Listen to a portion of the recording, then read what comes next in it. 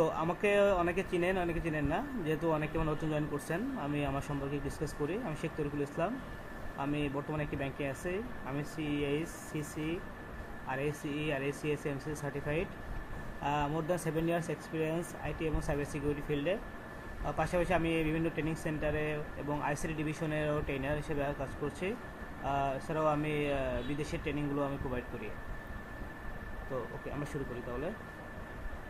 যেহেতু আমরা cyber সিকিউরিটিতে career করতে যাচ্ছি বা স্কিল নিতে যাচ্ছি, তো আমাকে একটু জানতে হবে সাইবার সিকিউরিটি পুরো একটা ওভারভিউ। সেটা আমি আপনাদেরকে দিব। প্রথমে হলো what is cyber security. Cyber security জিনিসটা কি? সাইবার সিকিউরিটি অথবা information security terms of practice বলা হয়। কিসের প্র্যাকটিস?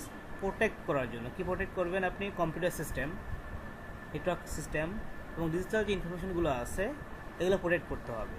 এখন কম্পিউটার সিস্টেমটা কি? মানে আইটি সিস্টেম, যেটা একটা প্রতিষ্ঠানের বা একটা ব্যাংকের একটা আইটি সিস্টেম থাকে বা আইসিটি ডিভিশন থাকে।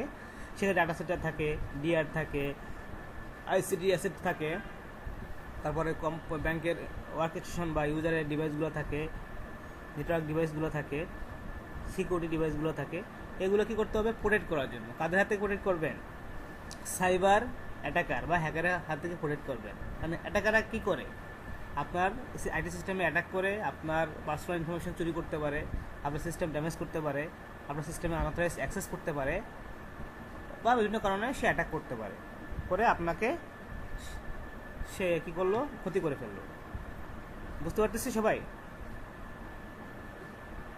জি, ওকে ওকে, ঠিক আছে। ওকে, তো এখানে আপনার যেটা হলো, তো আমাদের কী করতে হবে? প্রথমে যেটা আমার সিকিউরিটি ইনশিওর করতে হবে। একটা প্রতিষ্ঠানে যদি আপনি প্রপারলি বিজনেস কন্টিনিউ রাখতে চান, যে আপনার বিজনেসটা স্মুথলি চলবে বা বিজনেসটা কোনো ইন্টারাপ্ট হবে না, তাহলে আপনার সাইবার সিকিউরিটিটা ইনশিওর করতে হবে। তো কোন কোন পর্যায়ে বা সাইবার সিকিউরিটি টাইপ আছে কতগুলো, এই টাইপগুলো কোনগুলো আমি ডিসকাস করি। Network security. নেটওয়ার্ক সিকিউরিটি বলতে নেটওয়ার্কিং যে ডিভাইসগুলো আছে, নেটওয়ার্কিং ডিভাইসগুলো কয়েকটা নাম বলেন তো। সুইচ, রাউটার, Source, router, হ্যাঁ, user equipment, computer, firewall. Okay. Switch, router, firewall.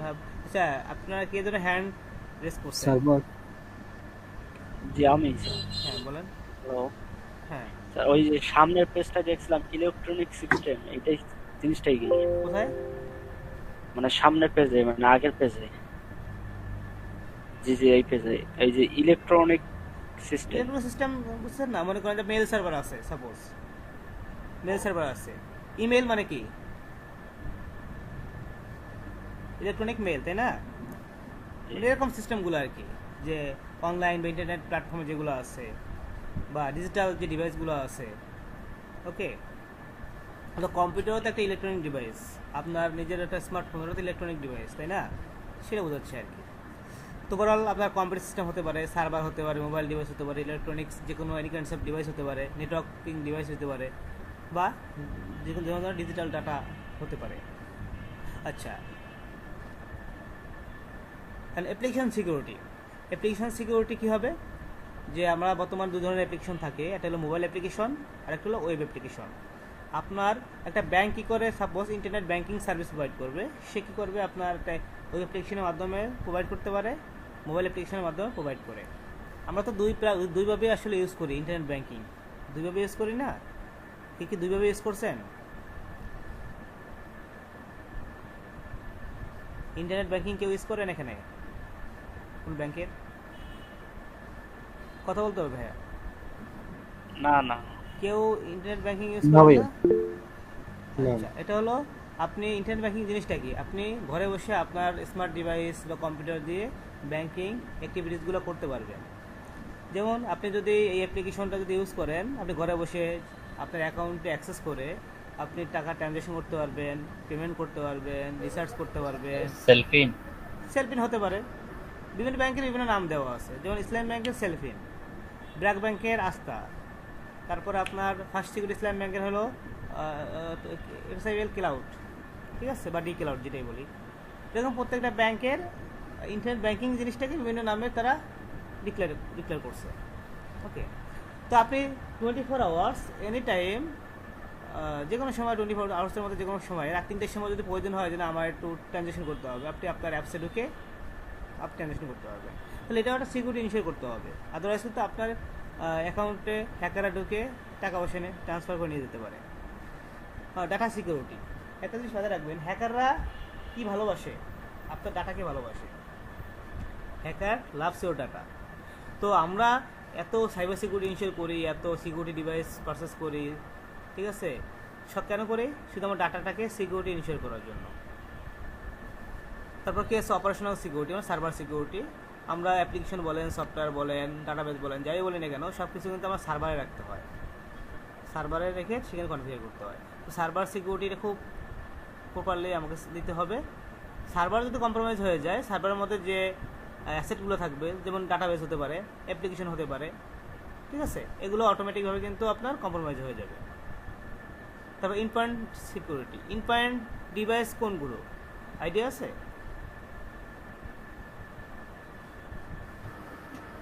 সবাই সবাই আনমিউট করে। মোবাইল, হ্যাঁ, মোবাইল, মোবাইল হতে পারে,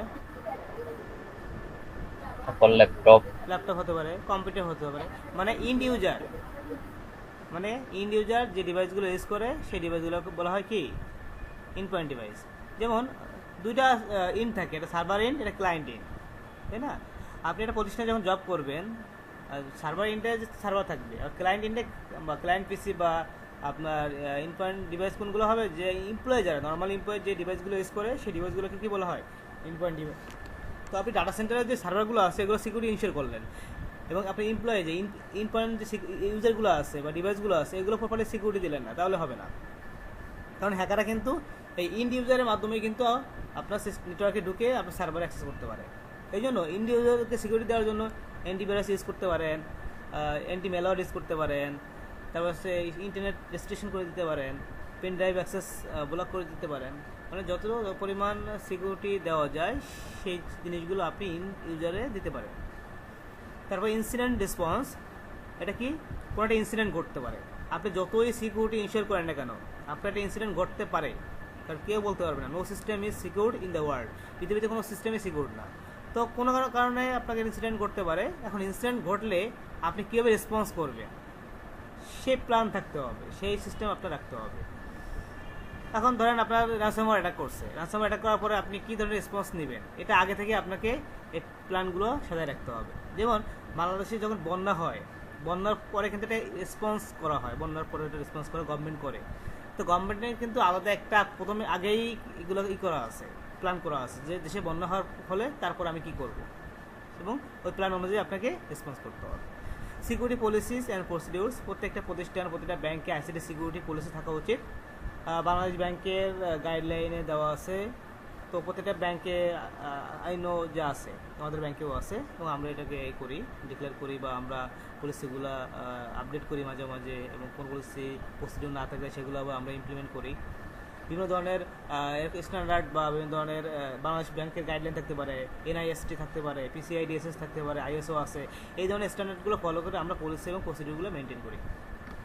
পলিসি মানে কি? একটা প্রতিষ্ঠানের পুরো আইটি সিস্টেম বা একটা প্রতিষ্ঠানের পুরো প্রতিষ্ঠানটা কীভাবে চলবে সিকিউরিটি অনুযায়ী পুরো পলিসিতে লেখা থাকে, এবং ওই পলিসি অনুযায়ী আপনি চলেন তাহলে আপনি বলা যায় অনেকটা সেফ থাকবে। ইনক্রিপশন সিস্টেম, ইনক্রিপশনটা হলো আপনার যে গুরুত্বপূর্ণ যে ডাটাগুলো আছে, কনফিডেন্সিয়াল বা ইম্পর্টেন্ট ডাটা আছে, এগুলোকে আপনি এনক্রিপ্ট করে রাখবেন, তাহলে হ্যাকাররা তাহলে আপনার ডাটাগুলোকে মিসইউজ করতে পারবে না বা চুরি করে নিয়ে যেতে পারবে না। কারণ ইনক্রিপ্ট ডাটা থেকে চুরি করতে মানে ইউজ করতে পারবে না যদি এটা ডিক্রিপ্ট না করা হয়, কারণ এটা একটা কিয়ের এগেনস্টে ইনক্রিপ্ট করা হয়। তো হ্যাকারের কাছ থেকে কী থাকবে না, কী থাকবে আপনার কাছে, এই জন্য আপনি ডাটাগুলো যখন রাখবেন তখন ইনক্রিপ্ট অবস্থায় রাখার ট্রাই করবেন। ক্লাউড সিকিউরিটি, এখন তো সব জায়গায় ক্লাউড চলতেছে, আপনি ইন্টারনেটের থ্রুতে আপনি একটা ক্লাউড ভাড়া নিয়ে ক্লাউডে অ্যাক্সেস করে আপনি আপনার যে আইটি সিস্টেমে যে কাজগুলো আছে বা যে কারণে আপনি ক্লাউড সিস্টেমটা নিছেন সেটা আপনি করতে পারেন, এবং এটাকেও সিকিউরিটি ইনশিওর করতে পারেন। জি, এই ক্লাউড সিকিউরিটি ইউজ প্রসেসটা যদি একটু বলতেন। এটা আসলে আমরা স্টোরেজটা কি থেকে বাড়ানি ক্লাউড থেকে, মানে অন্য কোম্পানি থেকে? আপনি যদি মনে করেন ক্লাউডে কয়েকটি ক্লাউড কোম্পানির নাম বলেন তো। সবগুলো AWS, অ্যামাজনে AWS আছে, অ্যামাজন ওয়েব সার্ভিস যেটা, তারপরে গুগল ক্লাউড আছে, মাইক্রোসফট এজিউর আছে, ঠিক আছে, অনেক আছে। তো আপনি যদি AWS বা কোনো একটা ক্লাউড কোম্পানিতে কথা বলেন যে আমার একটা সার্ভার লাগবে 1 মাসের জন্য, আমি 1 টেরাবাইট হার্ড ডিস্ক নেব, 32 জিবি র্যাম নিব, একটা জাস্ট কনফিগারেশন বলে দিলেন, আপনাকে বললো আমাকে পার ডেতে বা পার আওয়ারে আমাকে $200 দিতে হবে, সাপোজ এক্সাম্পল হিসেবে। তো ক্লাউড আপনি নিচ্ছেন, ক্লাউডের সিকিউরিটি আপনি ইনশিওর না করতে পারেন বা আপনার প্রতিষ্ঠান ইনশিওর না করে, তাহলে তো আপনি আপনার ডাটাগুলো, আপনার সিস্টেমটা তো কম্প্রোমাইজ হয়ে যাবে। আপনি যদি এখন ভাই এটা তো মানে আমি যে স্টোরেজে গুলো যেটা আমি ইয়ে রাখবো, স্টোরেজে জমা রাখবো, ওগুলো তো লাইফ টাইম থাকবে না? লাইফ টাইম থাকবে কেন? হ্যাঁ আপনি ক্লাউড মানে কি, আপনি ভাড়া নিচ্ছেন না? হ্যাঁ হ্যাঁ। আপনি সারা জীবন ভাড়া নিলে তো সারা জীবন রাখতে পারবেন। আপনি তো মনে করেন যে আছে না, কি বলে, বিয়ে বাড়িতে বা জন্মদিনে আপনারা ক্যাটালগ নাকি একটা সার্ভিস নেন না, ডেকোরেটর সার্ভিস নাকি, হ্যাঁ ডেকোরেটরস তো দের ওটা কি সারা জীবন রাখতে পারেন? রাখতে পারেন না। না। আপনি আপনি তো যতক্ষণ বলবেন যে আমাকে 2 দিনের জন্য লাগবে, তারা 2 দিনের জন্য সার্ভিস দিবে, 2 দিন পরে তারা চলে যাবে পেমেন্ট করে। 2 দিন পরে যদি মনে হয় যে না আপনার আরেকদিন লাগবে, তখন তাদেরকে বলবেন যে আমাদের আরেকদিন রাখেন, তখন তারা আরেকদিন রাখবে, তখন সেটা পে করতে হবে। না না, আমার ইম্পর্টেন্ট কোনো ডকুমেন্টস ফাইল বা আমার কোনো কিছু জমা রাখলে ওগুলো ইয়েতে পে করতে হবে আপনাকে, you have to pay for your service. মানে আপনি ভাড়া নিচ্ছেন, ক্লাউড তো আপনার না, তারা তো বিজনেস করতেছে, জি। তাদের তো আপনার পে করতে হবে, আদারওয়াইজ তো আপনার ডাটা রাখবে না, রাখবে না। বাট আপনি গুগল ড্রাইভে রাখতেছেন, 15 জিবি করে দিচ্ছে, 15 জিবির বেশি যদি আপনি নিতে চান তাহলে আপনি পে করতে হবে, তাই না? আপনি দেখেন 15 জিবি যদি ফুল হয়ে যায়, তারপর কিন্তু আপনাকে স্পেস বাড়াতে হলে আপনার পে করতে হবে, ইয়ারলি অথবা মান্থলি একটা প্যাকেজ থাকে, প্যাকেজগুলো দেখলে আপনি বুঝতে পারবেন। মানে এমন হয় না ভাইয়া যে আমি আবার টাকা দিয়ে আবার ভাড়াগুলো তখন আমি অ্যাক্সেস নিতে পারবো এরকম, বা এগুলো স্টোরেজ জমা থাকবে এরকম না? বুঝি না। মানে আমি যে স্টোরেজ গুলো ইউজ করবো ওখানে যদি আমি কোনো আমার ভ্যালুয়েবল ডকুমেন্টস রাখি, এগুলো আমি পরে যখন আমার প্রয়োজন পড়বে বা আবার হায়ার করলে তখন আমি তো অ্যাক্সেস করতে পারবো, এটা আর কি। তখন আপনাকে আবার নিতে হবে, আপনি তাদের সাথে কথা বলতে হবে কী ধরনের স্পেস নেবেন, সেই স্পেস অনুযায়ী আপনাকে পে করতে হবে, দেন আপনি রাখতে পারবেন। বুঝছি। বুঝতে পারছেন? ওকে। তা মোবাইল ডিভাইস সিকিউরিটি, এখন আমরা সবাই চিন্তা করি যে মোবাইল ডিভাইসের সিকিউরিটির প্রয়োজন নাই। এখন দেখেন আমরা সবাই কিন্তু স্মার্টফোন ইউজ করি, স্মার্টফোন আমরা ইন্টারনেট ইউজ করি, এটা ইন্টারনেটে থাকে, কানেক্টেড থাকে। আপনি যখন ইন্টারনেটে চলে যাবেন বা নেটওয়ার্কে চলে যাবেন, তখনই কিন্তু আপনার হ্যাকিং হওয়ার পসিবিলিটি থেকে যায়। এই জন্য আপনাকে স্মার্টফোনেও আপনার সিকিউরিটি ইনশিওর করতে হবে। কেন? এখানে আপনি ব্যাংকের অ্যাপ্লিকেশন ইউজ করতেছেন, অ্যাপস ইউজ করতেছেন, আপনি সোশ্যাল মিডিয়া অ্যাপ্লিকেশন ইউজ করতেছেন, তারপর আপনার পার্সোনাল অনেক ডকুমেন্ট আছে, ডাটা আছে, তাই না? এগুলো যদি কোনো কারণে আপনার ফোনটা কম্প্রোমাইজ হয়ে যায়, তাহলে এই পার্সোনাল ডাটাগুলো দিয়ে তো আপনাকে ব্ল্যাকমেল করতে পারে, আপনার অ্যাপসগুলো ইউজ করে আপনাকে টাকা পয়সা ট্রানজ্যাকশন করতে পারে, মিসইউজ করতে পারে না? এই জন্য আপনার স্মার্টফোনটা খুবই কেয়ারফুলি হ্যান্ডেল করতে হবে। ওকে, লক রাখতে হবে, সবসময় আপডেট দিতে হবে, আননেসেসারি কোনো অ্যাপ্লিকেশন ইনস্টল করা যাবে না। ওকে, কোনো ইলিগ্যাল বা ইনসিকিউর কোনো সাইটে যাওয়া যাবে না। সবাই কি বুঝতে পারতেছে জিনিসগুলো? ভাইয়া জি ভাইয়া। জি, বুঝতে কথা বলতে হবে ভাইয়া, সবাই আনমিউট করে রাখবেন, কথা বলতে হবে। আমি একা কথা বললে কিন্তু হবে না, আমি যদি ইন্টারাকশন না করতে পারি আপনাদের সাথে প্রপারলি, আমি একাই করে যাচ্ছি, আপনারা যদি রেসপন্স না করেন তাহলে আমার জন্য কঠিন হয় কথাগুলো বলা। ওকে, তারপর ডাটাবেস সিকিউরিটি। একটা প্রতিষ্ঠানের সবচেয়ে ইম্পর্টেন্ট জিনিস কি? একটা ব্যাংকের বা একটা প্রতিষ্ঠানের সবচেয়ে ইম্পর্টেন্ট জিনিস কি? ডাটাবেস। ডাটাবেস কেন? হ্যাঁ, ডাটা থাকে। তো আপনার যাই সিকিউরিটি দেন, যেটাই করেন না কেন, সব এই ডাটার জন্যই করেন। তো ডাটাবেসটা আপনার প্রপারলি সিকিউরিটি ইনশিওর করতে হবে। আমরা দেখবো যে ডাটাবেস থেকে কীভাবে ডাটাগুলোকে হ্যাক করে নিয়ে আসা যায়। তো সিআইএ ট্রেড একটা মডেল আছে, এটা কনফিডেন্সিয়ালিটি, ইন্টিগ্রিটি, অ্যাভেলেবিলিটি। এটা ওয়ান কাইন্ডস অফ বলা যায় প্রিন্সিপাল অফ সাইবার সিকিউরিটি, যেটা আপনাকে একটা মডেল যেটা আপনাকে ইনশিওর করে যে আপনার প্রতিষ্ঠানের ডাটাগুলো বা সেন্সিটিভ ডাটাগুলো কীভাবে সিকিউর রাখা যায় বা আনঅথরাইজ অ্যাক্সেস থেকে কীভাবে প্রোটেক্ট করা যায় সেটা ইনশিওর করে। তো কনফিডেন্সিয়ালিটি জিনিসটা হলো আনঅথরাইজ অ্যাক্সেস থেকে আপনার ডাটাগুলো থেকে ডাটাকে বা সিস্টেমকে প্রোটেক্ট করে, মানে কনফিডেন্সিয়াল বজায় রাখে আর কি, যেন আনঅথরাইজ কোনো পার্সন আপনার সিস্টেমে আপনার ডাটাকে অ্যাক্সেস করতে না পারে, এটা ইনশিওর করে। যদি অ্যাক্সেস করে ফেলে তাহলে কিন্তু কনফিডেন্সিয়ালিটিটা থাকবে না, বজায় থাকবে না। এবং তারপর integrity, data can not B modified. Integrity হলো আপনার ডাটা যেটা আছে সেটা যেন আনঅথরাইজড ভাবে কেউ মডিফাই না করতে পারে, চেঞ্জ না করতে পারে বা অল্টার না করতে পারে। যদি আনঅথরাইজড এটা চেঞ্জ করে ফেলে তাহলে কি এটা ইন্টিগ্রিটিটা নষ্ট হয়ে যায়। অ্যাভেলেবিলিটি জিনিসটা হলো আপনি data can not be unavailable, মানে আপনি যে সার্ভিসটা কাস্টমারকে দিচ্ছেন বা যে ডাটা আপনি ইউজারকে অ্যাক্সেস করতে দিচ্ছেন সেই ডাটা সে যেন তার প্রয়োজন অনুযায়ী তার যখন প্রয়োজন হবে সে যেন পায়। এখন দেখেন ব্যাংক ইন্টারনেট ব্যাংকিং কেন ইউজ করতে দিচ্ছে আমাকে, আমি 24 আওয়ার্স যে কোনো সময় অ্যাক্সেস করে আমি সিআইএ ফুল ফর্ম কি? কনফিডেন্সিয়ালিটি, ইন্টিগ্রিটি, অ্যাভেলেবিলিটি এই লিখে দিয়েছে। তো যেটা হলো ব্যাংক আমাকে বলছে 24 আওয়ার্স আপনি ইন্টারনেট ব্যাংকিং ইউজ করতে পারবেন। এখন আমি রাত 3টার সময় যখন আমি ইউজ করতে গেছি দেখি ডাউন বা ইরর দেখা দিচ্ছে, প্রবলেম দেখা দিচ্ছে, তাহলে কি এটা ইনশিওর করলো আমাকে প্রপারলি? ইনশিওর করলো না, কারণ সে আমাকে 24 আওয়ার সার্ভিস দিচ্ছে, বাট আমি যখন ইউজ করতে যাই তখন দেখি যে মাঝে মাঝে প্রবলেম ফেস করে। ব্যাংক এটা করতে পারবে না, সে আমাকে কমিটমেন্ট করছে 24 আওয়ার্সে, সে আমাকে 1 মিনিটের জন্য এটাকে আনঅ্যাভেলেবল রাখা যাবে না। তো এটা আপনি ইনশিওর করবে। তো কনফিডেন্সিয়ালিটি যদি আপনার কোনোভাবে ব্রেক হয়ে যায়, integrity, availability by default break হয়ে যাবে। কারণ আপনার ডাটা যদি আনঅথরাইজ কেউ অ্যাক্সেস করে ফেলে সে তো অল্টার করতে পারবে বা মডিফাই করতে পারবে না, সেই ডাটাগুলোকে ডিলিট করে দিতে পারবে, তাহলে অ্যাভেলেবিলিটিটাও নষ্ট হয়ে যাবে। ওকে, এই জিনিসগুলো আমি বলে দিচ্ছি, দেখেন আরও ডিটেলসে এখান থেকেও আপনি পড়বেন। তো এখন consider the following when managing data confidentiality, কীভাবে কনফিডেন্সিয়ালিটিটা ইনশিওর করবেন সেটা আমি এখানে বলে দিচ্ছি। To whom data can be disclose, আপনি কাউকেই ডাটাকে ডিসক্লোজ করবেন না কারোর সাথে। আনঅথরাইজ বা যাকে বললে আপনার ডাটা ডিসক্লোজ হওয়ার সম্ভাবনা থাকবে এরকম কারোর কাছে ডাটা ডিসক্লোজ করবেন না। Laws, regulation, contracts require data to remain confidential, ডাটাগুলো কনফিডেন্সিয়াল রাখার জন্য আপনাকে ল মেনটেন করতে হবে, রেগুলেশনগুলো মেনটেন করতে হবে, কন্ট্রাক্টসগুলো মেনটেন করতে হবে। তারপর কী বলছে, whether data May only be use to or released under certain conditions, তো আপনি ডাটা হুটহাটভাবে ইউজ করতে পারবেন না, আপনার কেন প্রয়োজন হবে, কী কারণে প্রয়োজন হবে সব কিছু করে তারপর ডাটাগুলোকে আপনি ইউজ করবেন বা রিলিজ করবেন। কারণ ইম্পর্টেন্ট ডাটা বা কনফিডেন্সিয়াল ডাটা তো আপনি যেখানে সেখানে রাখতে পারবেন না, যে কোনো টাইমে ইউজও করতে পারবেন না, আপনার যখন প্রয়োজন হবে সত্যি তখন আপনি ইউজ করবেন। যেমন আপনার বাড়ির দলিলপত্র কিন্তু আপনি সবসময় ইউজ করেন না বা দেখেন না, যখন প্রয়োজন হয় তখনই আপনি দেখেন। ওকে, না বুঝতে পারলে আপনার কোশ্চেন করবেন। ওকে জি ওকে, তারপর কি আছে, whether data is sensitive by nature and would have a negative impact of if disclosed, এটাও রাখতে হবে যে আপনার ডাটা যদি ডিসক্লোজ হয়, সেন্সিটিভ ডাটা যদি ডিসক্লোজ হয় কী ধরনের ইম্প্যাক্ট করতে হবে পারে, এটা সবাইকে জানাতে হবে। কাস্টমার আপনার যে ডাটার সাথে যারা সংযুক্ত কানেক্টেড তাদের যদি আপনি প্রপার ট্রেনিং না করেন যে এই ডাটা ডিসক্লোজ হলে এই সমস্যা হবে, কোম্পানির আপনার এই সমস্যা হবে, নেগেটিভ ইম্প্যাক্ট পড়তে পারে, এগুলো যদি তাকে প্রপারলি না জানান তাহলে সে তো এটা মেনটেন করবে না। এই জন্য আপনাকে অ্যাওয়ারনেস ট্রেনিং করাতে হবে যাতে সে বুঝতে পারে। whether data would be available to those who aren't permitted to have it, মানে আপনি যাদের পারমিশন নাই তাদেরকে আসলে আপনার করা যাবে না, তাদের কাছে এটাকে রিস্ক করানো যাবে না কোনোভাবে, সেটা বোঝাচ্ছে। এগুলো পড়বেন, বেশি বেশি করে পড়বেন, আমি একটু জাস্ট বলে যাচ্ছি।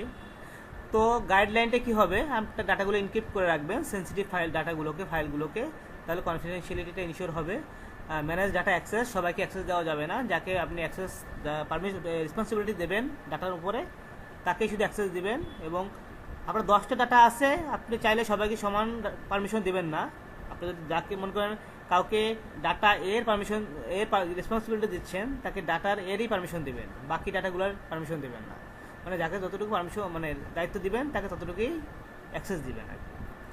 Physically secure device and paper documents, আমরা অনেক সময় আমার প্রিন্টেড কপি, হার্ড কপি কিন্তু রাখি যেগুলো কনফিডেন্সিয়াল ডাটা ক্যারি করে, তো যেখানে সেখানে পেপারগুলো রাখা যাবে না। এবং ডাটাগুলো যদি আমি প্রয়োজন নাও হয় ওটাকে পুরো ডিসপ্লে করে দিতে হবে। এই ডাটা পেপার ডিসপ্লে করার মেশিন আছে, জানেন পেপার ডিসপ্লে করার মেশিন আছে, তাহলে আপনার পুরো ডিসপ্লে হয়ে যাবে। এই জন্য কনফিডেন্সিয়াল কোনো ডকুমেন্ট যেটা প্রিন্ট দিচ্ছেন সেই ধরনের ডাটাগুলো পেপারগুলো আপনি যেখানে সেখানে রাখবেন না। এখন একটা ইনক্রিপশন সিস্টেমটা কীভাবে কাজ করে, আপনি মনে করেন প্রথমে তো ডাটা প্লেন টেক্সটে থাকে বা আনএনক্রিপ্টেড অবস্থায় থাকে, যেমন হোল্ড মাই বিয়ার, এটা ইনক্রিপ্ট করে কী করছে, এটা কি এর মাধ্যমে ইনক্রিপ্ট করে, ইনক্রিপ্ট করে কী হয়েছে দেখেন, এই ডাটাটা হোল্ড মাই বিয়ারটা কী হয়েছে চেঞ্জ হয়ে এই ফরম্যাটে আসছে, এটা কি বুঝতে পারবেন কি আছে? না বুঝাবে না, তাহলে কি এটা সিকিউর না? সাইফার টেক্সট চলে আসছে বা ইনক্রিপ্টেড ফরম্যাটে, এটা হলো প্লেন টেক্সট, এটা সাইফার টেক্সট শুধু হিসাব। তো সাইবার টেক্সট থাকলে আপনার ডাটা সিকিউর থাকবে। এরপর যাকে আপনি পাঠাবেন সে কী করবে, ডিক্রিপ্ট ডিক্রিপশন করে কি আবার আছে প্রিন্ট দেখেন, এবার তার কাছে চলে আসে। মাঝখানে যদি কেউ এখন হ্যাকার বসে থাকে তাহলে এই ডাটা কিন্তু সে চুরি করতে পারবে না, পারবে মিসইউজ করতে পারবে না। এই জিনিসগুলো আমরা দেখবো। এটা হলো ম্যান ইন দ্য, এই যে মাঝখানে বসে যদি কেউ ডাটা চুরি করে নিয়ে যায় এটাকে বলা হয় MITM attack, man in the middle attack. মানে দুইটা পার্সন যখন বা সোর্স এবং ডেস্টিনেশন যখন কমিউনিকেট করে তখন কি হয়, থার্ড পার্টি কেউ সেই ডাটাটা বা প্যাকেটটা ক্যাপচার করে। Man in the middle exactly ওটা বোঝাচ্ছে আর কি। এগুলো পড়ে নেবেন, এগুলো কারণ অনেক তো আমি শেষ করতে পারবো না, এগুলো যেগুলো বললাম আর কি আমি ভার্বালি সেগুলো এখানে লিখে দিছে। তো ইন্টিগ্রিটি যেটা বললাম যে আপনি কীভাবে আসলে ইন্টিগ্রিটিটা করবেন আর কি। তো আপনার ইনশিওর করতে হবে যে আপনার ডাটাগুলো যেন অল্টার না করা হয় এবং এটা অ্যাকুরেট যেন থাকে। কারণ অল্টার করলে তো ডাটার আর থাকবে না, ভ্যালু থাকবে। আপনি যে পারপাসে ডাটাটা রাখছেন সেই পারপাসটা সলভ হবে না, কারণ সে হ্যাকাররা তো চেঞ্জ করে দিয়েছে। ওকে, এই জিনিসগুলো একটু স্টাডি করবেন।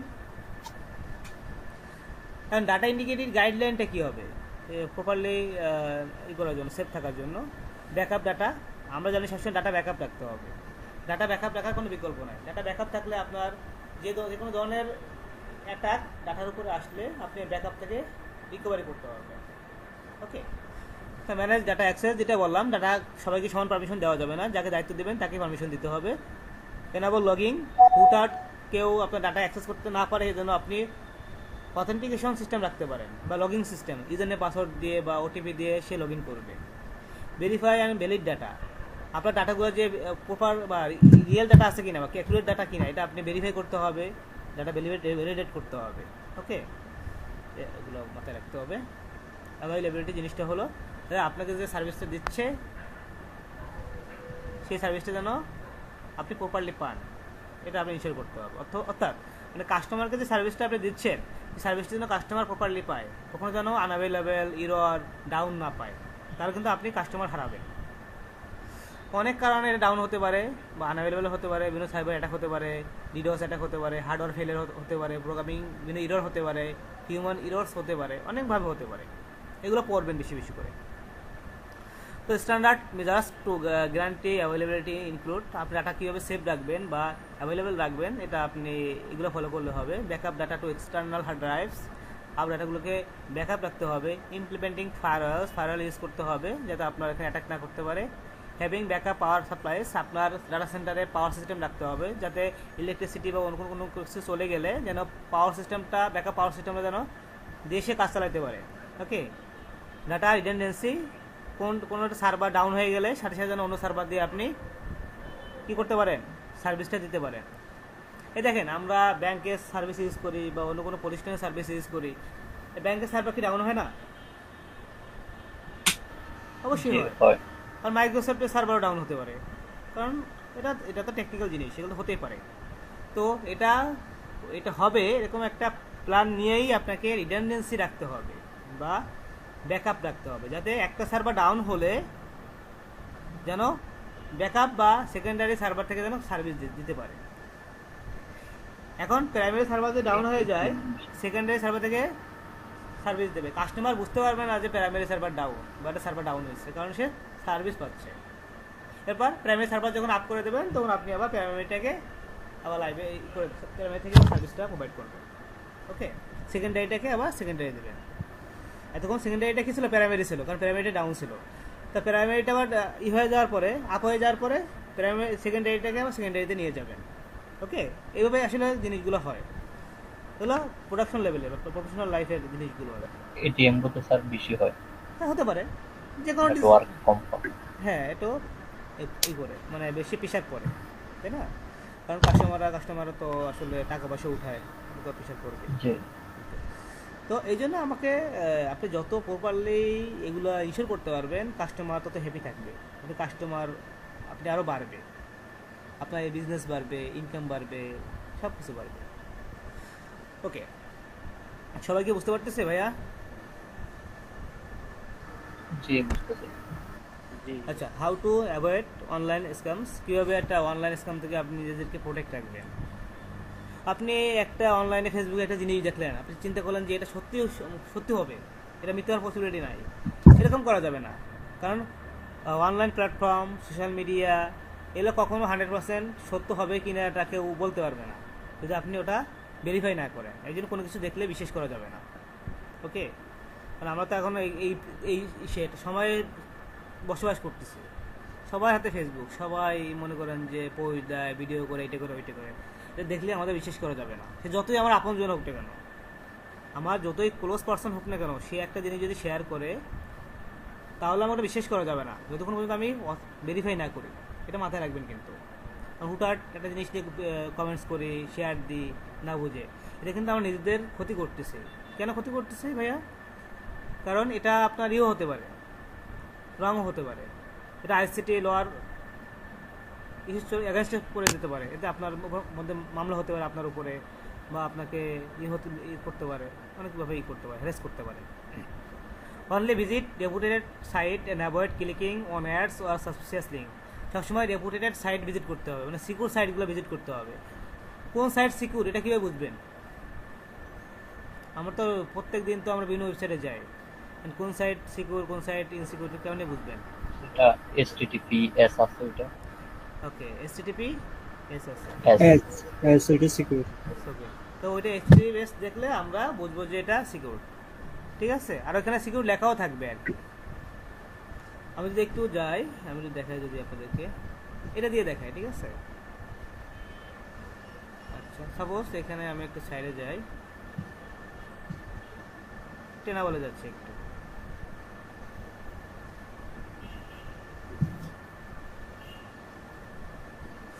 এই সাইটটা সিকিউর কিনা এটা বুঝবো কিভাবে? আমি এখানে ক্লিক করবেন, কি বলছে? কানেকশন ইজ সিকিউর, মানে এই সাইটটা সিকিউর সাইট, এবং এখানে HTTPS আছে, দেখেন, দেখছেন? কোথায় কোথায় ক্লিক করতে হবে? এই যে পাশে, এই Link যে এ? এটা পাশে, ও, আচ্ছা, আচ্ছা, হ্যাঁ, দেখছি। তো এটা ক্লিক করলে হবে। অনেক সময় HTTPS থাকে তারপর সিকিউর না, কারণ ভ্যালিড সার্টিফিকেট ইউজ করতেছে না। আমরা তো এস দেখে কনফার্ম করি। না না, এখানে ভ্যালিড সার্টিফিকেট থাকে, দেখেন সার্টিফিকেট ইজ ভ্যালিড, ঠিক আছে? এখানে সার্টিফিকেট ভ্যালিড না থাকতো, সার্টিফিকেট পারচেস করতে হয়, এবং পারচেস করার পর যদি এক্সপায়ার্ড হয়ে যায় আবার রিনিউ করতে হয়। তো এখানে তাহলে কানেকশন ইজ নট সিকিউর লেখা আসতো, যদিও এখানে HTTPS থাকবে, তারপর এখানে ইজ নট সিকিউর। এগুলো মাথায় রাখবেন, ঠিক আছে? যেহেতু আমরা সাইবার সিকিউরিটি নিয়ে কাজ করতে যাচ্ছেন, তাহলে কি আমরা সবগুলো সাইট এভাবে ভিজিট করব সবসময়? হ্যাঁ, এটা আপনার সেফ থাকবে। ওকে, আপনি যদি বলেন যে না আমি আমার ইচ্ছা মতো ইউজ করবো, তাহলে বললে তো আপনি প্রবলেম পড়তে পারেন। আপনি আমরা একটা সাইট থেকে সফটওয়্যার ডাউনলোড করলেন, ইনসিকিউর সাইট, আপনার ডাউনলোড করে আপনার ইনস্টল করে ফেললেন, ওইটার মধ্যে আপনার ম্যালেশিয়াস ম্যালওয়্যার থাকতে পারে, র্যানসমওয়্যার থাকতে পারে, পারে না? আপনি ইনস্টল করার সাথে সাথে আপনার ডিভাইসটা কম্প্রোমাইজ হয়ে যাচ্ছে, এই জন্য খেয়াল রাখতে হবে।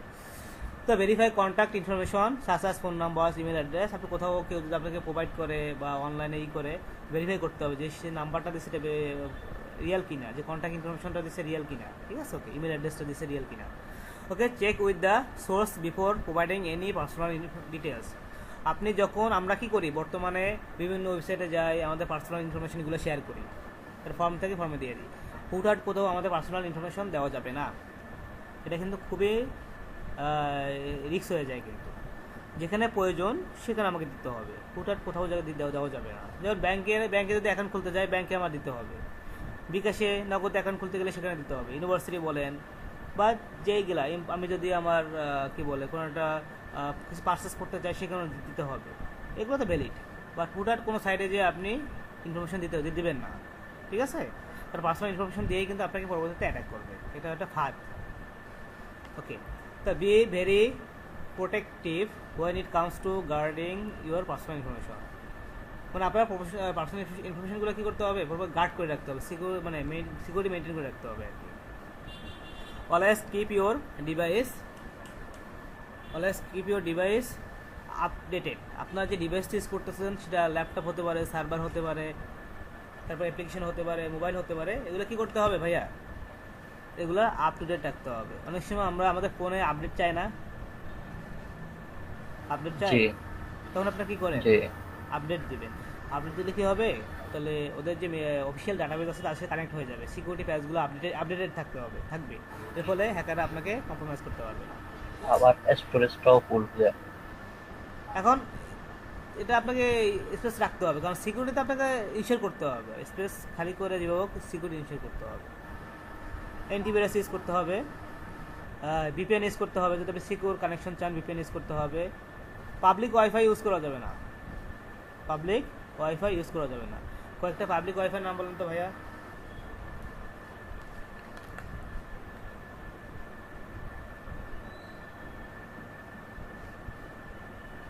কি বলতে পারবেন না?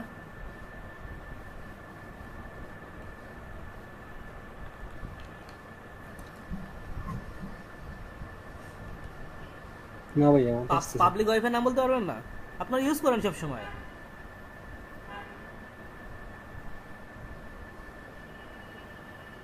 কেউ কি লিভ নিছে নাকি? না না তো কেউ বলতে পারবেন না পাবলিক ওয়াইফাই? আপনারা সে যখন কোনো রেস্টুরেন্টে যান, রেস্টুরেন্টে গেলে কি হয়, ওখানে ফ্রি ওয়াইফাই থাকে না? জি শপিং শপিং কমপ্লেক্সে যান, ফ্রি ওয়াইফাই থাকে।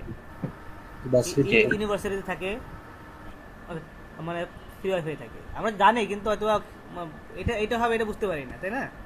জি ওকে, তো এই পাবলিক ওয়াইফাইগুলো অ্যাভয়েড করবেন, কারণ পাবলিক ওয়াইফাইতে কোনো সিকিউরিটি থাকে না, সবাই ইউজ করতে পারে, হ্যাকারও এখানে বসে থাকে। তো আপনি পাবলিক ওয়াইফাই দিয়ে যাই করেন না কেন, হ্যাকাররা কিন্তু ওই যেটা বলছিলাম man in the middle attack, তারা ওয়াইফাইতে নেটওয়ার্কে বসে থাকে। আপনি যা করেন না কেন, আপনি কোথায় পাসওয়ার্ড দিচ্ছেন, কোথায় ডাটা দিচ্ছেন, কোথায় ট্রানজেকশন করতেছেন, সব হ্যাকাররা ক্যাপচার করে নিয়ে যেতে পারবে। ওকে ভাইয়া,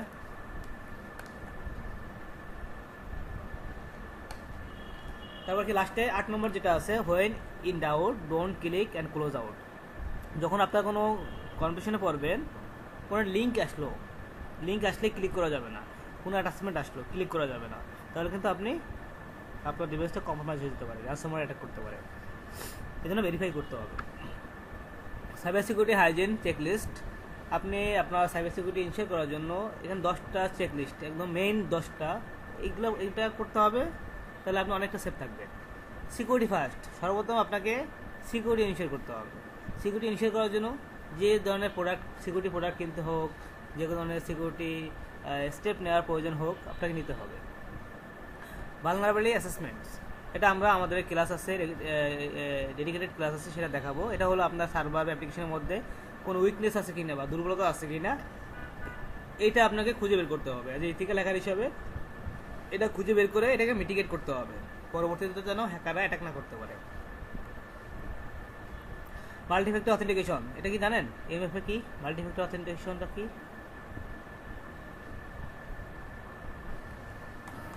ওটিপি, তারপর ইমেলে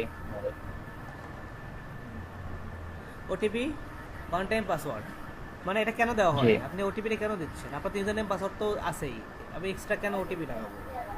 যাতে অন্য কেউ যদি প্রবেশ করে আমার ইয়াতে হ্যাঁ, আমার নাম্বার দিয়ে।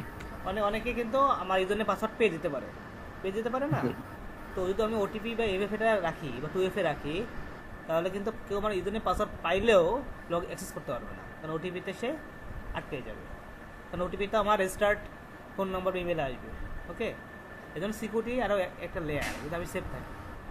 ডাটা এনক্রিপশন, ডাটাগুলো সেফ রাখার জন্য এনক্রিপ্ট করে রাখবো। কন্টিনিউয়াস মনিটরিং, সবসময় কিন্তু মনিটরিংয়ের উপর রাখতে হবে 24/7। সক সিস্টেমের নাম শুনছেন? Security operation centre. সক সিস্টেমে যে সক, হ্যাঁ, নক, সক হলো ব্লু টিম। ব্লু টিম হয় যে 24 আওয়ারের অফেন্সিভ টিম বা ডিফেন্সিভ টিম বা ব্লু টিম, যেটাই বলি না কেন। ওকে, তো এরা কি করে? এই অলওয়েজ মনিটর করে।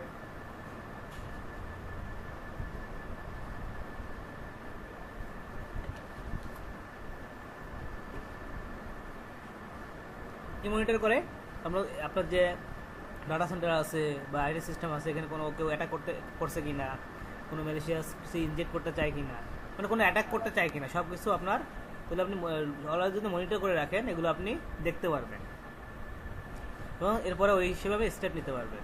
স্টেপ নিয়ে আপনি আপনার সিস্টেমটাকে সিকিউর করতে পারবেন।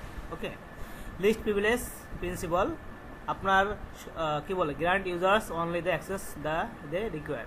আপনি সবাইকে এই হুটার পারমিশন দিয়ে দেবেন, আপনার ডাটা বা আইটি সার্ভারে পারমিশন দেওয়া যাবে না, অ্যাক্সেস দেওয়া যাবে না। যার যতটুকু অ্যাক্সেস দেওয়ার প্রয়োজন হবে তাকে ততটুকু অ্যাক্সেস দিবেন। ওকে, রেগুলারলি রিভিউ করতে হবে পারমিশনগুলো, কাকে কী পারমিশন দিয়েছেন রিভিউ করতে হবে, আপডেট করতে হবে। একজন জব ছেড়ে চলে গেছে, রিজাইন দিচ্ছে, তাকে কি আপনি পারমিশন রাখবেন? পারমিশন কি না, রেখে দেবেন? হবে না। কি করবেন? রিভোক করে দিতে হবে, সাথে সাথে রিমুভ করে দিতে হবে, লেট করা যাবে না, যে দিনে যাবে সেদিনে রিমুভ করতে হবে। ওকে, এগুলো কিন্তু ইম্পর্টেন্ট জিনিস, এগুলো কিন্তু আমি যেগুলো পড়াচ্ছি, যেগুলো দেখাবো, এগুলো সবই প্রফেশনাল লাইফের, এবং আপনি কোর্সটা করে ডে 1 থেকে কোথাও জবে কাজ করতে পারবেন। ওকে, তো যেটা হলো আপনি নতুন একজন জয়েন করছে, তাকে তো আপনি হুটার পারমিশন দেবেন না, দেবেন? তাকে শিখেই নেবেন। না, যদি আপনি পারমিশন দেন তাহলে কি হবে?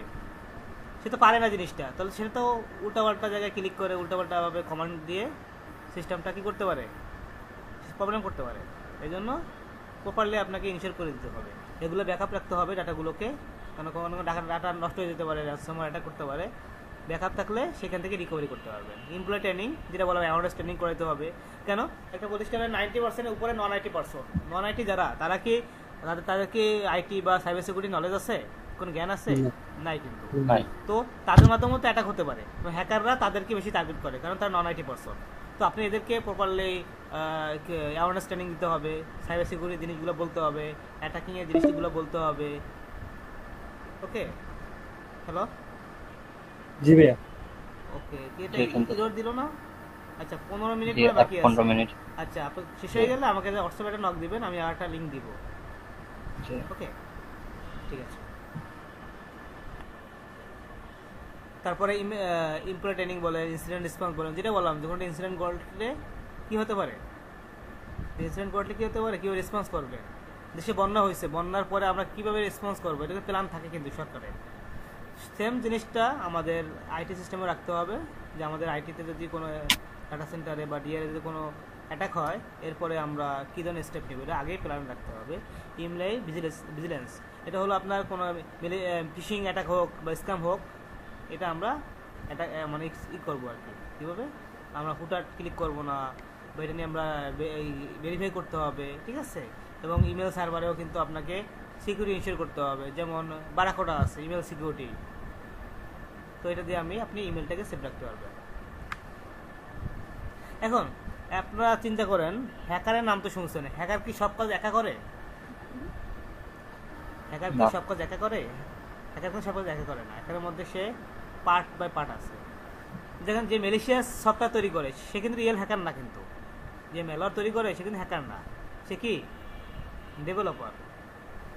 ম্যালওয়্যার সফটওয়্যার তো একটা সফটওয়্যার, ম্যালওয়্যার মানে কি সফটওয়্যার না, রানসামওয়্যার সফটওয়্যার, তো এটা তো ডেভেলপার তৈরি করবে, হ্যাকার তো পারবে না, এটা পারবে? সে একা তো পসিবল না। তো ডেভেলপার কি করবে, ম্যালিশিয়াস সফটওয়্যারগুলো সে ক্রিয়েট করবে, ডেভেলপ করবে এবং সেল করবে। কার কাছে সেল করবে? হ্যাকারের কাছে। হ্যাকারের কাছে। হ্যাকার কি করবে এখন, এই যে ডেভেলপারের কাছ থেকে সে ম্যালওয়্যারটা পারচেস করবে, করার পরে steals and sells stolen account information, এবং এই ম্যালওয়্যার দিয়ে সে ডাটা চুরি করবে, ইনফরমেশন চুরি করবে। করার পরে কি করবে, সে এই ডাটাগুলোকে চুরি করে ডাটাকে কি করবে, আবার সেল করবে। কার কাছে সেল করবে? Cyber criminal.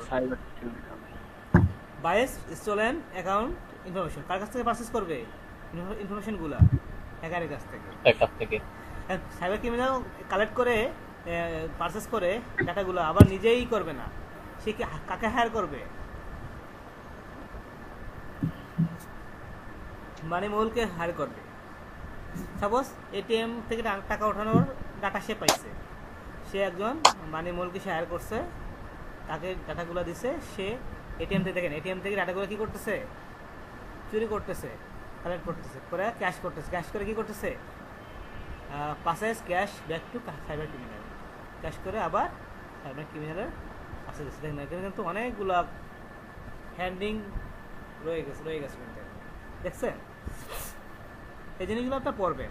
Okay, types of authentication, আপনি একটা লগিং সিস্টেম বা একটা অ্যাক্সেস সিস্টেমে কীভাবে প্রোটেক্ট করতে পারবেন প্রপারলি, সেটা আমি জানবো। আপনার ফোনেরও কিন্তু একটা লগইন সিস্টেম যেটা আছে, আপনার ফিঙ্গারপ্রিন্ট বা পিন দিয়ে যে আপনি ফোন আনলক করেন না, ওটাও একটা অথেন্টিকেশন সিস্টেম। দেখেন কতগুলো সিস্টেম আছে, সেই টাইপগুলো আমরা একটু জানবো। Password based authentication, password username password দিয়ে লগ ইন করবেন, এটা একটা। প্যাটার্ন লক সম্পর্কে আইডিয়া আছে আমাদের? জি আছে। সবাই এই লক ইউজ করছে?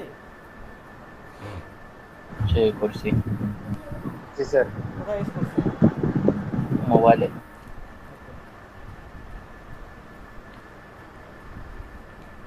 বায়োমেট্রিক অথেন্টিকেশন, ফিঙ্গারপ্রিন্ট বা ফেস লক দিয়ে যেটা করা হয়। টোকেন বেস অথেন্টিকেশন, টোকেন থাকে, হার্ডওয়্যার টোকেন থাকে বা ডিজিটাল বা ফিজিক্যাল টোকেন থাকে, স্মার্ট কার্ড বা অথেন্টিকেশন অ্যাপ থাকে, এই টোকেন বেসড অথেন্টিকেশনও হয়। সার্টিফিকেট বেসড হতে পারে, ডিজিটাল সার্টিফিকেট ইউজ করা যেতে পারে। আরএফআইডি হতে পারে। ওকে, গ্রেট। টোকেন বেস স্যার ওইটা না বিকাশে নিয়েছে। ওইটা আরএফআইডি ভাইয়া।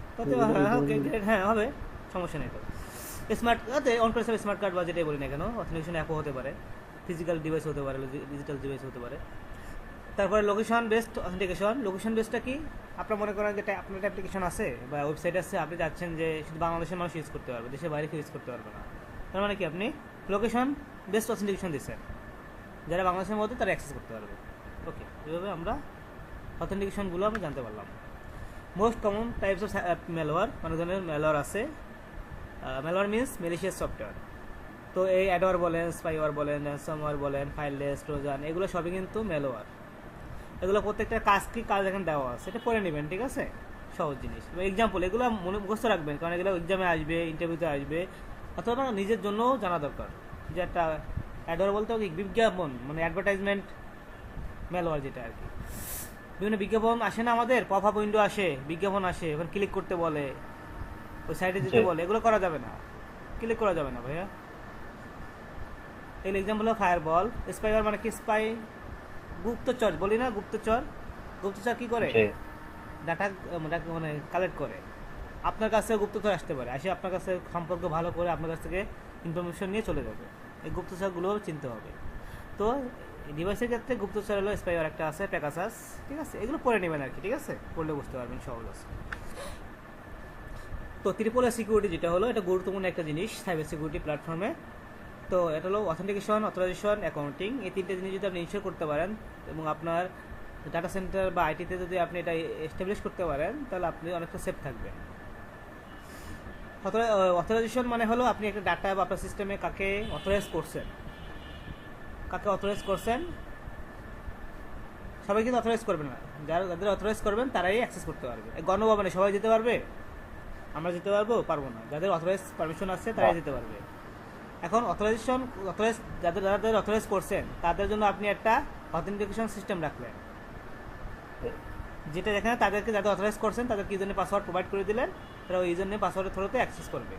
যাদের অথরাইজ করেন নাই, তাদের তো ইউজার পাসওয়ার্ড নাই, আছে, তারা তো অ্যাক্সেস করতে পারবে। সবাই কি বুঝতে পারতেছে ভাইয়া? জি বুঝতেছি। তা তো কেউ কথা বলে না তো। হ্যাঁ জি স্যার। কথা না বললে কিন্তু আপনাদেরই লস। কিন্তু আপনি বেশি কথা বললে আমার জন্য আমি কিন্তু ইন্সপায়ার্ড হব, কারণ আপনারা অ্যাক্টিভ। আমার বেশি কথা বলতে বা বুঝাইতে আমার ভালো লাগবে। আপনারা চুপ করে থাকেন। ট্রিপল সিকিউরিটিটা আরেকবার একটা মিনিট লাইন থেকে। হ্যালো, হ্যাঁ, না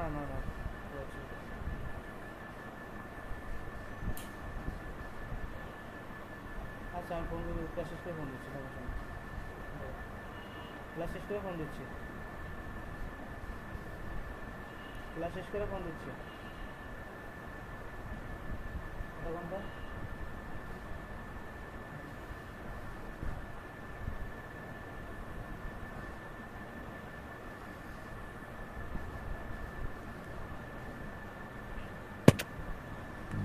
ওকে, তারপর কি হলো? আর অ্যাকাউন্টিং জিনিসটা কি? মানে অথরাইজ পারসন যারা আছে তারা যখন অ্যাক্সেস করার পরে ডাটাগুলো ইউজ করবে বা অ্যাক্সেস করার পরে যে সিস্টেমগুলো অ্যাক্সেস করবে, পুরো রেকর্ড থাকতে হবে, ঠিক আছে? রেকর্ড কেন থাকতে হবে? আপনার অ্যাক্সেস আছে, অথরাইজ পারসন, আপনি তো ওটা মিসইউজ করতে পারেন না ভাইয়া, মিসইউজ করতে পারেন, ডাটাগুলোর ক্ষতি করতে পারেন, যদিও আপনি অথরাইজ পারসন। এই জন্য আপনার পুরো কন্ট্রোল অ্যাক্টিভিটিসগুলো রেকর্ড থাকবে। আপনি কোনো মিসইউজ করতেছেন কিনা, ডাটাগুলোকে কপি করে বাসায় নিয়ে যাচ্ছেন কিনা, ডিলিট করতেছেন কিনা, অল্টার করতেছেন কিনা, আপডেট করতেছেন কিনা, এটা কিন্তু আপনার মাথায় রাখতে হবে। ওকে, কারণ আপনি তো বাসায় নিয়ে যেতে পারেন, কপি করে পারেন না, এটা ডাটা কিন্তু ডিলিট করে দিতে পারেন, তাই না ভাইয়া? ডিলিট করলে কি হবে? কে ডিলিট করছে, কে ফাইন্ড আউট করবেন? এই অ্যাকাউন্টিং সিস্টেম রাখতে হবে, পুরো রেকর্ড অ্যাক্টিভিটিস লগগুলো দিয়ে আপনি মডিফাই চেক করতে পারবেন যে কে ডিলিট করছে, কে আপডেট করছে, কপি করছে, কে এটাকে আপডেট, টোটাল সব কিছুর অ্যাক্টিভিটিসগুলো আপনি জানতে পারবেন লগগুলো দেখে। এটা অ্যাকাউন্টিং। যেটা বললাম এটাই বোঝাচ্ছি আর কি। অথেন্টিকেশন সিস্টেমটা কীভাবে দেখেন, আপনার ইউজারনেম পাসওয়ার্ড দিয়ে লগ ইন করবে, ইউজারনেম পাসওয়ার্ড ভুল দিলে সে রং পাসওয়ার্ড দেখাবে, লগ ইন করতে দেবে না। অথরাইজেশন মানে কি, আপনি আপনার ডাটাগুলোকে পারমিশন দিচ্ছেন আর কি, ঠিক আছে, আপনি ডাটাগুলোকে পারমিশন দিচ্ছেন আর কি, তাই কতটুকু পারমিশন দিচ্ছেন এটাই। দেখেন 3টে ডাটা আছে, আপনি ডাটা কয়টা পারমিশন দিচ্ছেন, 2টার, সেই 2টা ডাটাকে অ্যাক্সেস করতে পারবে, 3rd নম্বর ডাটা কি অ্যাক্সেস করতে পারবে না। অ্যাকাউন্টিং জিনিসটা হলো পুরা অ্যাক্টিভিটিসগুলো রেকর্ড থাকবে, আপনি লগ ইন করতেছেন কখন, কতক্ষণ লগ ইন অবস্থায় ছিলেন, কখন লগ আউট করছেন, ঠিক আছে, কী কী অ্যাক্টিভিটিস করছেন সব লগে থাকবে আর কি। তো আরেকটা জিনিস হলো 3-ওয়ে হ্যান্ডশেক, এটা একটা গুরুত্বপূর্ণ একটা জিনিস 3-ওয়ে হ্যান্ডশেকটা। তো আপনি যখন ক্লায়েন্ট যখন সার্ভারের সাথে কমিউনিকেট করে বা কানেকশন এস্টাবলিশ করতে চায়, তো সিকিউর ওয়েতে কানেকশন এস্টাবলিশ করতে গেলে 3-ওয়ে হ্যান্ডশেকটা ফলো করতে হবে, ঠিক আছে, এটা টিসিপি 3-ওয়ে হ্যান্ডশেক বলা হয়, সিকিউর ওয়েতে কানেকশন এস্টাবলিশ করে। তো ক্লায়েন্ট যখন কি হয় এটা কানেকশন এস্টাবলিশ করতে যাবে, তখন সিন প্যাকেট পাঠাবে। সিন প্যাকেট কী থাকবে, সে বলবে যে সার্ভারকে বলবে যে আমি আপনার সাথে কানেক্ট করতে চাই, কমিউনিকেট করতে, কানেকশন এস্টাবলিশ করতে চাই, তো আপনি আমার সাথে কানেকশন এস্টাবলিশ করেন। সার্ভার কিন্তু চাইলেই, কি ক্লায়েন্ট চাইলেই সার্ভার কানেকশন এস্টাবলিশ করবে না, করবে করবে না, কি করবে, সে চেক করবে যেটা ক্লায়েন্ট যে আছে সে ভ্যালিড কিনা, সে অথরাইজ পারসন কিনা, এগুলো চেক করার পরে যদি মনে হয় সে ভ্যালিড অথরাইজ পারসন, তখন সে একটা সিন অ্যাকনোলেজমেন্ট পাঠায়, একটা প্যাকেট পাঠায় যে হ্যাঁ আপনি চাইলে করতে পারেন, আপনি ভ্যালিড। তখন ক্লায়েন্ট কী করে, তার সাথে কানেকশন এস্টাবলিশ করে এবং তাদের মধ্যে যে অ্যাক্টিভিটিসগুলো আছে সেগুলো চালায় যায়। এবং ফাইনালে কী করে, আরেকটা জিনিস আছে এখানে, যে কানেকশন সব ধরনের কাজ তারা কমপ্লিট করার পরে অটোমেটিক কানেকশনটা টার্মিনেট হতে হবে, ঠিক আছে, এই কাজটাও করা হয়। তো এখানে ক্রিটিক্যাল কন্ট্রোলস আছে 20টা, এগুলো পড়বেন। Inventory and control of hardware অ্যাসেটগুলোকে রাখতে হবে, ইনভেন্টরি করে রাখতে হবে।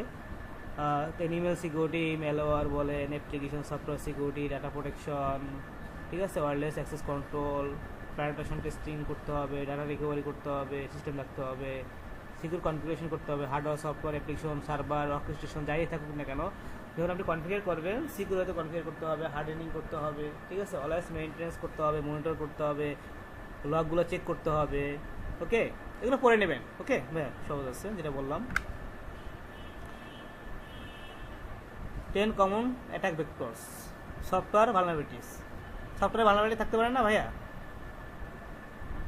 হ্যালো, জি জি পারে ভাই, আপনার সফটওয়্যার উপরগুলো আপডেট নাই, সফটওয়্যার মধ্যে যে টেকনোলজি ইউজ করতেছেন সেগুলো আপডেট নাই, তারপরে আপনার সিকিউরিটি অনুযায়ী আপনি কি বলে আপনি ডেভেলপ করেন নাই।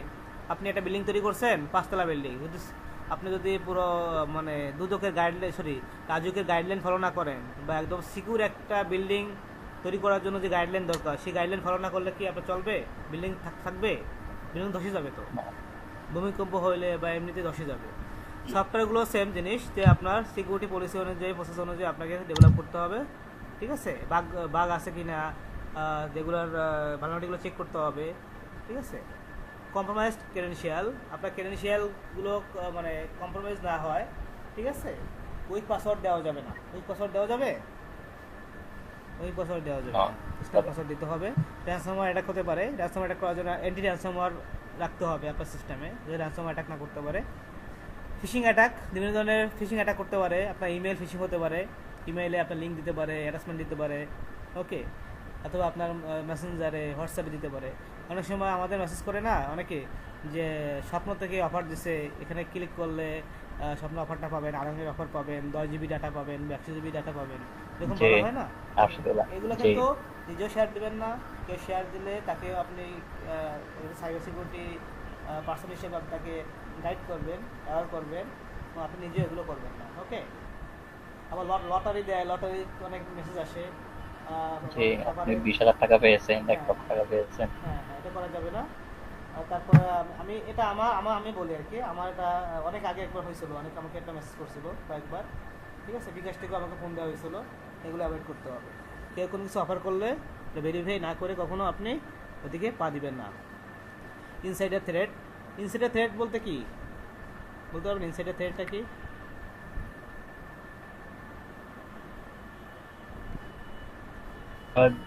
যারা কর্মচারী থাকে বা একটা কোম্পানির লোক, ওদের মাধ্যমে হয়। এক্স্যাক্টলি এর আপনি মধ্যে কারণ আপনি শুধু হ্যাকারের কাছ থেকে প্রোটেক্ট করলেন, আপনার ভিতরে আপনার প্রতিষ্ঠানের ভিতরে যে এমপ্লয়ি যারা আছে তারাও তো ক্ষতি করতে পারে, তারাও তো মিসইউজ করতে পারে না, তাদের যে এই ধরনের অ্যাটাকও সম্পর্কে বলা হয়েছে। তারপর মিসকনফিগার্ড ডিভাইস, আপনার ডিভাইসগুলো সার্ভারগুলো অ্যাসেটগুলো প্রপারলি কনফিগার করেন নাই, এটার জন্য হতে পারে। জিরো ডে ভালনারেবিলিটিস, এই ভালনারেবিলিটি আসলে কেউ জানে না যে কী ধরনের ভালনারেবিলিটি, শুধু হ্যাকার জানে।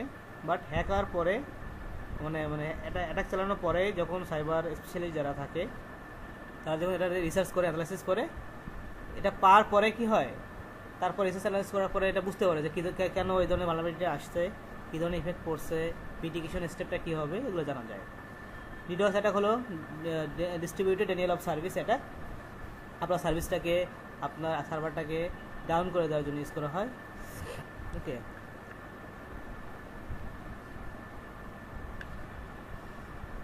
তো কোন ধরনের অ্যাটাক কী পরিমাণ মানে কত পার্সেন্ট ঘটে আর কি, সেটা বলতে ম্যালওয়্যার 68%, স্প্যাম 46%, ফিশিং 48%, এগুলো করে নেবেন জাস্ট আপনাদের আইডিয়া দেওয়ার জন্য আর কি।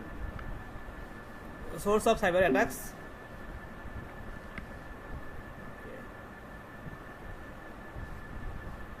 আচ্ছা এখানে সোর্স অফ সাইবার অ্যাটাক কোন দেশ থেকে কত পার্সেন্ট সাইবার হামলা করা হয় আর কি নর্মালি, এটা ভেরি করতে পারে, পার্সেন্টেজ বা এগুলো ভেরি করতে পারে, জাস্ট আপনাদেরকে আইডিয়া দেওয়ার জন্য আমি রেখে দিচ্ছি, জাস্ট করে নিন।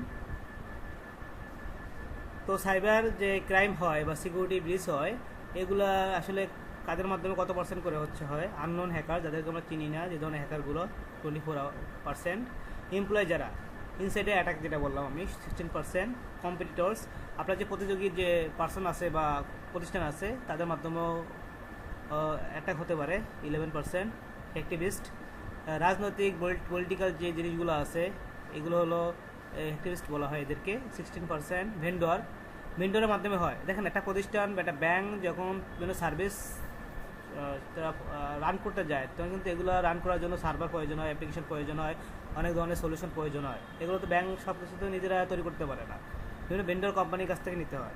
রাউটার কিনতে হবে, রাউটার তো নিজেরা তৈরি করবে না, সিসকোর কাছ থেকে নিতে পারে বা অন্য যে প্রতিষ্ঠানের কাছ থেকে নিতে হবে, ফায়ারওয়েল কোম্পানিগুলোর কাছ থেকে নিতে হবে, বিভিন্ন প্রতিষ্ঠান থেকে নিতে হবে সার্ভারগুলো, এদেরকে ভেন্ডর বলা হয় যাদের কাছ থেকে নিচ্ছেন। এদের মাধ্যমে কিন্তু অ্যাটাকার হওয়ার সম্ভাবনা বেশি থাকে 27%, এই জন্য ভেন্ডরদেরকেও প্রপারলি আপনাকে সিকিউরিটি মনিটরিংয়ের মধ্যে রাখতে হবে। ফরেন স্টেট স্পন্সার্ড, বিভিন্ন দেশ তারা হ্যাকার ক্যারি করে, যেমন উত্তর কোরিয়া আছে, তারা নিজেরা হ্যাকার পালে এবং হ্যাকারদেরকে বলা হয় তারা বিভিন্ন দেশে অ্যাটাক করার জন্য, সেটা বোঝাচ্ছে কাস্টমারের মাধ্যমেও অ্যাটাক হতে পারে।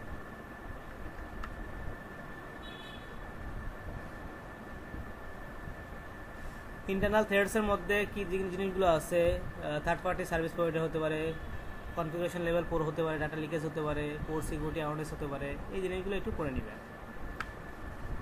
তো profile of cyber criminals arrested in 2014 সালের একটা রিপোর্ট আর কি। তো কারা ওই সময় আসলে সাইবার ক্রিমিনালের প্রোফাইল কারা কারা ছিল আর কি, নেইবার, ফ্রেন্ড, রিলেটিভ, আমরা প্রতিবেশী, ফ্রেন্ড, রিলেটিভদের খুব বিশ্বাস করি, এগুলো করা যাবে না। আপনার এদের মাধ্যমেও আপনাকে অ্যাটাক করতে পারে, তারা অ্যাটাক করতে পারে। আপনার ফোনটা আপনার ফ্রেন্ড চাইলো, বললো আমি কল দিব, ফোনটা নিয়ে কিন্তু আপনার কারো নাম্বার নিয়ে নিতে পারে, আপনার শেয়ার ইট দিয়ে আপনার পার্সোনাল ইনফরমেশন নিয়ে যেতে পারে, তাই না? এগুলো করা যাবে না। স্টুডেন্টরাও হতে পারে, প্রফেশনাল হ্যাকার হতে পারে, এমপ্লয় হতে পারে, সেক্সুয়াল ফ্রিক হতে পারে, বিজনেস কম্পিটিটর হতে পারে, রিলিজিয়াস পার্সন হতে পারে, দাঙ্গা সৃষ্টি অর্জন। দেখুন একজন মুসলিম বা হিন্দুদের একজনের আসলে ফেসবুক হ্যাক করে অন্য ধর্মের বিভিন্ন পোস্ট দেওয়া হলো, দেওয়ার ফলে দাঙ্গা সৃষ্টি হয়ে গেল, যেরকম হয় মাঝে মাঝে, হয় না আমাদের দেশে, যে একজন ফেসবুক আইডি হ্যাক করে অন্য ধর্মের বিরুদ্ধে লিখে দিল, এরপরে দাঙ্গা সৃষ্টি হয়ে গেছে। সেটা পলিটিক্যাল ইস্যু হতে পারে, পলিটিক্যাল পার্সনের ক্ষেত্রেও হতে পারে, সাইকোলজিক্যাল ডিসঅর্ডার হতে পারে, মানসিক রোগীর থেকেও হতে পারে, ফরেন ন্যাশনাল হতে পারে, সাইবার টেররিস্ট হতে পারে। Okay, distribution of IT employees, IT employ আসলে কোন কোন সেক্টরে কত পার্সেন্ট দেওয়া হয়েছে। এখানে প্রত্যেকটা একটা আইসিটি ডিভিশনে হার্ডওয়্যার টিম থাকে, সিস্টেম টিম থাকে, আইটি সিকিউরিটি টিম থাকে, অডিট টিম থাকে, আইটি অপারেশন টিম থাকে, অ্যাপ্লিকেশন টিম থাকে, কোনটায় কত পার্সেন্ট আছে লিখে দেওয়া আছে এখানে, দেখে নিন। হ্যাঁ, গ্লোবালি আসলে কোন কিসের মাধ্যমে সাথে এই ইফেক্টগুলো হয়, ইনসিডেন্টগুলো বেশি হয়, হিউম্যান এরর মানুষের কাছ থেকে বেশি হয় 69%, ইন্টারনাল সাবোটেজ হতে পারে 13%, এক্সটার্নাল হতে পারে 3%, ডিস্ক ফেলিয়ার হতে পারে 6%, রেজিস্টার হতে পারে, কোনো একটা ভূমিকম্প হলো, বন্যা হলো, এর মাধ্যমে 9% হতে পারে।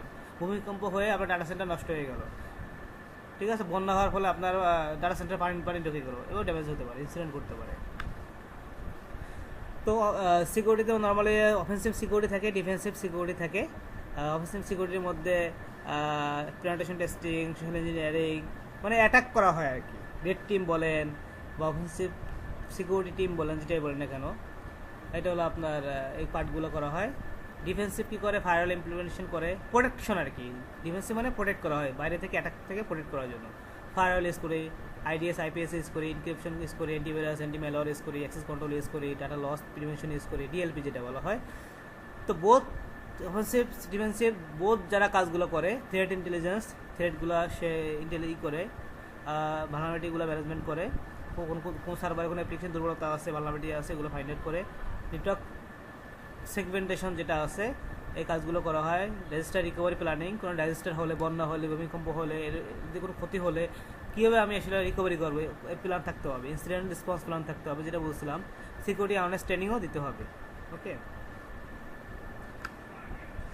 তারপরে একটা জিনিস হলো, আপনারা সাইবার সিকিউরিটি ইথিক্যাল হ্যাকিং যে কোর্সটা করতেছেন, এটার এক্সাম নেম যেটা আর কি, certified ethical hacker, CES। Exam code হলো 312-50। এটা প্রত্যেকটা এক্সামে একটা কোড থাকে আর কি, এবং এটা আপনি পিয়ারসনের মাধ্যমে দিতে পারবেন। ডিউরেশন হলো 4 আওয়ার্স। কোশ্চেন 125টা কোশ্চেন থাকবে, এবং 70% মার্কস। 70% মার্কস, বুঝতে পারছেন? জাস্ট CES এর এক্সাম জাস্ট ওভারভিউ দিলাম আপনাদেরকে। কার কোনো কোশ্চেন আছে এখানে? হ্যালো, এখানে কি কোনো বইটাই পড়তে হবে না এই ট্রেনিং এর মাধ্যমে? হ্যাঁ, যেটা হলো ট্রেনিংয়ের সাথে এক্সামের কোনো সম্পর্ক নেই, কারণ এক্সামের কোশ্চেনগুলো হয় আলাদাভাবে এবং ডাম পাওয়া যায়, ডামগুলো পরে এক্সাম দিতে হয়। যদি কেউ এক্সাম দিতে চান তাহলে আমার সাথে যোগাযোগ করেন ট্রেনিংয়ের পরে, আমি গাইডলাইন দিয়ে দেবো আপনাদেরকে। ওকে,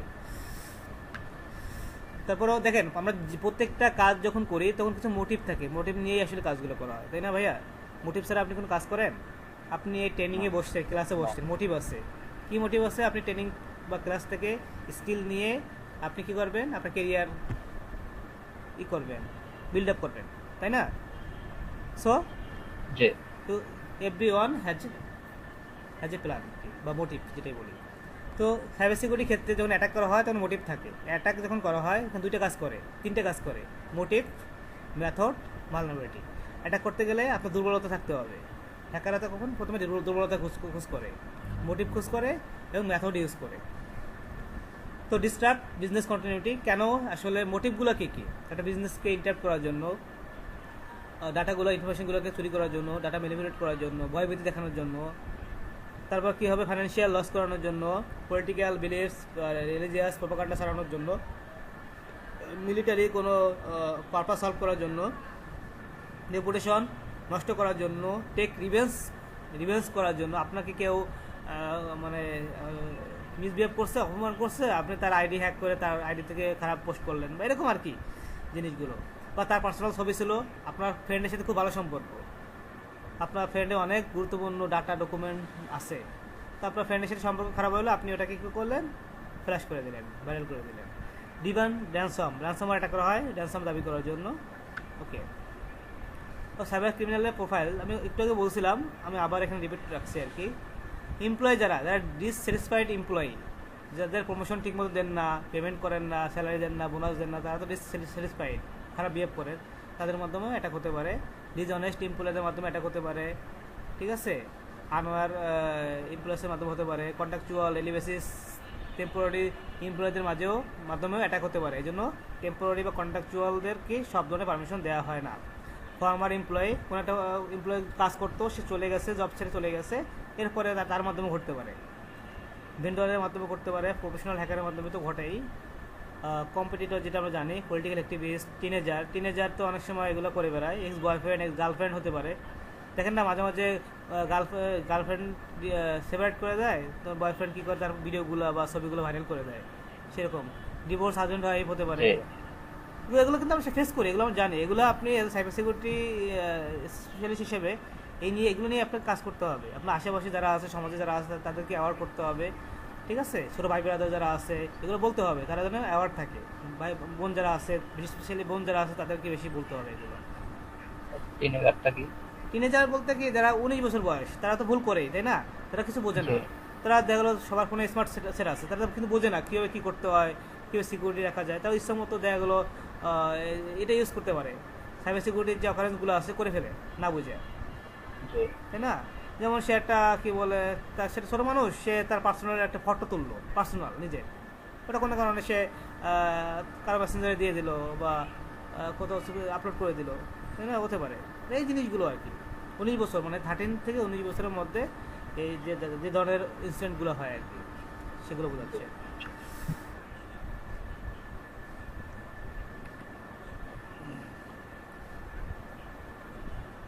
তো যেটা হলো একটু ফার্স্ট যাচ্ছে আমি, ক্লাসিফিকেশন অফ অ্যাটাকস। এটা আমাদের ক্লাসিফিকেশন আছে, passive attack, active attack, close in attacks, insider attacks, distribution attack.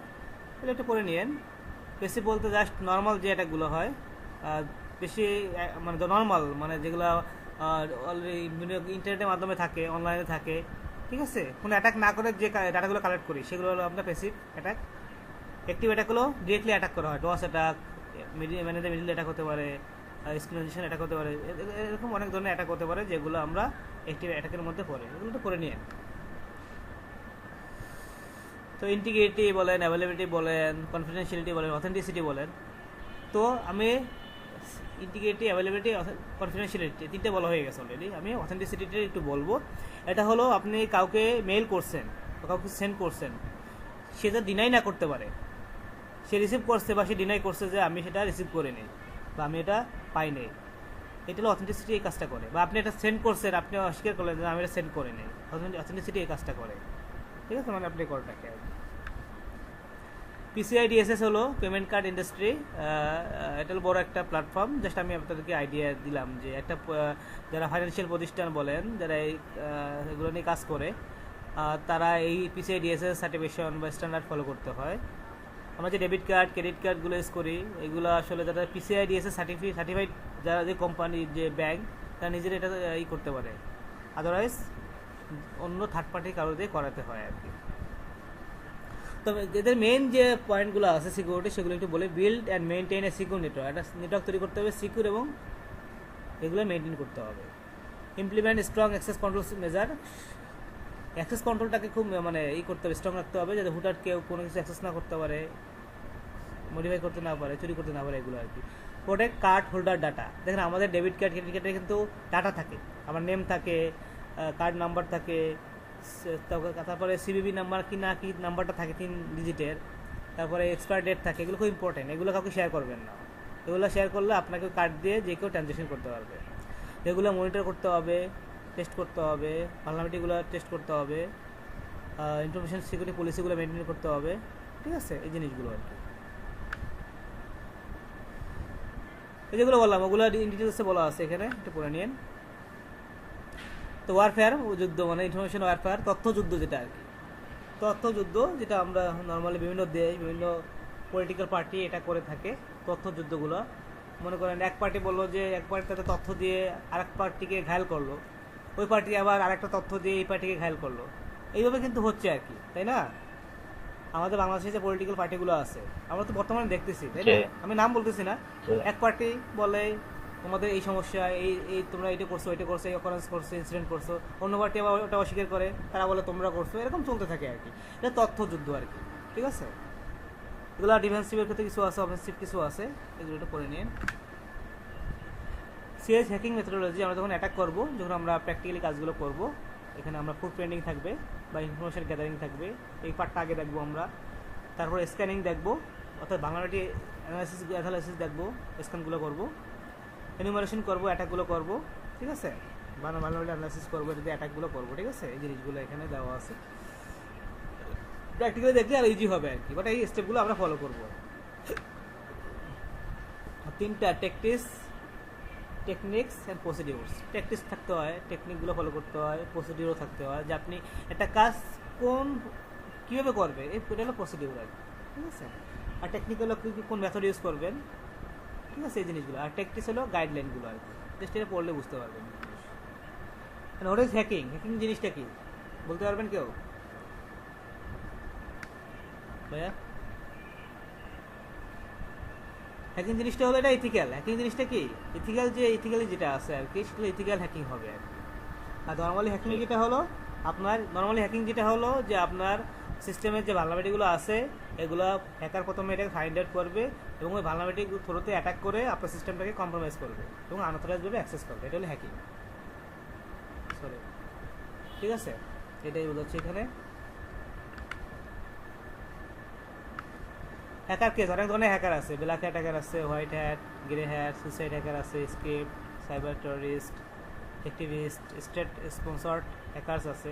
Black hat hacker হলো খারাপ হ্যাকার, যারা আপনার সিস্টেমে আনঅথরাইজভাবে অ্যাক্সেস করে আপনাকে সিস্টেমের ডাটাগুলোকে মিসইউজ করে, ক্ষতি করে, ড্যামেজ করে। আর হোয়াইট হ্যাট হ্যাকার কারা বলতে পারবেন? রিয়েল যারা ভালো উদ্দেশ্য ethical আপনি আপনি আপনি কি ইথিক্যাল হোয়াইট হ্যাট হ্যাকার না black hat hacker? White hacker. White hat ethical একই জিনিস, ঠিক আছে। ওকে, গ্রে হ্যাট হ্যাকার হলো এটা ইথিক্যালি হতে পারে আর ইথিক্যাল হতে পারে, অথবা ব্ল্যাক হ্যাট হতে পারে, হোয়াইট হ্যাট হ্যাকার হতে পারে।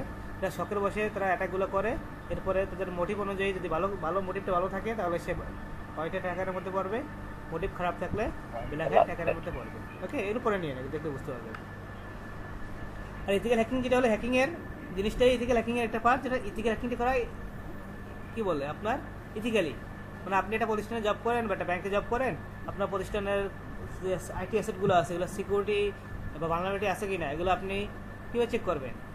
আপনি চেক করে নেবেন, বিভিন্ন ভালনারেবিলিটি টুলস আছে এগুলো ইউজ করে ভালনারেবিলিটিগুলো ফাইন্ড আউট করবেন করে, এবং ওইগুলো দিয়েই আপনি অ্যাটাক করবেন। অ্যাটাক করে দেখবেন যে আপনার সিস্টেমটা কতটুকু স্ট্রং বা উইক আছে। যদি উইক থাকে, ভালনারেবিলিটি থাকে, তো ওই জায়গাগুলোকে আপনাকে রিকভারি করতে হবে, মিটিগেট করতে হবে। তাহলে আপনি ব্ল্যাক হ্যাকার অ্যাটাক করে আপনার ডিভাইসটাকে কম্প্রোমাইজ করতে পারবে না। বুঝতে পারছেন ভাইয়া?